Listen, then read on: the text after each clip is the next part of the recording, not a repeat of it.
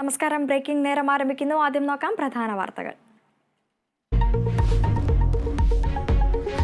സംസ്ഥാനത്ത് ഇന്നും കനത്ത മഴയ്ക്ക് സാധ്യത. പത്തനംതിട്ട, കോട്ടയം, ഇടുക്കി ജില്ലകളിൽ ഓറഞ്ച് അലർട്ട്.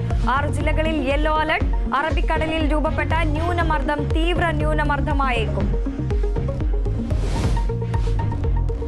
സംസ്ഥാന മന്ത്രിസഭാ യോഗം ഇന്ന്. നിയമസഭാ സമ്മേളനം വിളിച്ചു ചേർക്കുന്നതിൽ തീരുമാനമെടുക്കും. തദ്ദേശ വാർഡ് വിഭജനത്തിനായി സഭയിൽ ബിൽ കൊണ്ടുവരാൻ നീക്കം. നടപടി ഓർഡിനൻസ് ഗവർണർ മടക്കിയതോടെ.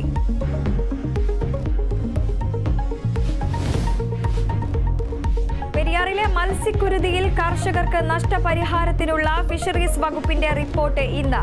റിപ്പോർട്ട് സംസ്ഥാന സർക്കാരിന് കൈമാറും.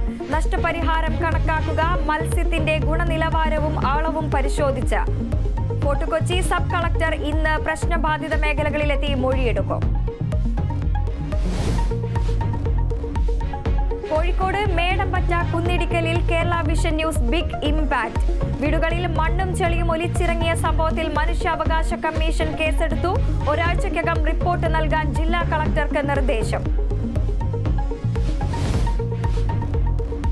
പന്തീരങ്കാവ് ഗാർഹിക പീഡന കേസിൽ പോലീസ് ഉദ്യോഗസ്ഥന്റെ മുൻകൂർ ജാമ്യ ഹർജി ഇന്ന് കോടതിയിൽ. കോഴിക്കോട് സെഷൻസ് കോടതി പരിഗണിക്കുന്നത് സസ്പെൻഷനിലായ CPO ശരത് ലാലിന്റെ ഹർജി. സംഭവത്തിൽ പോലീസിന്റെ ആഭ്യന്തര അന്വേഷണം പുരോഗമിക്കുന്നു.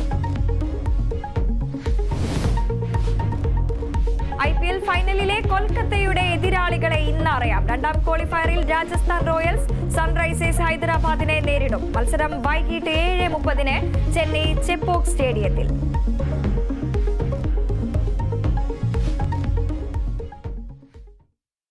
വിശദമായ വാർത്തകളിലേക്ക്. പെരുമഴക്കാലം.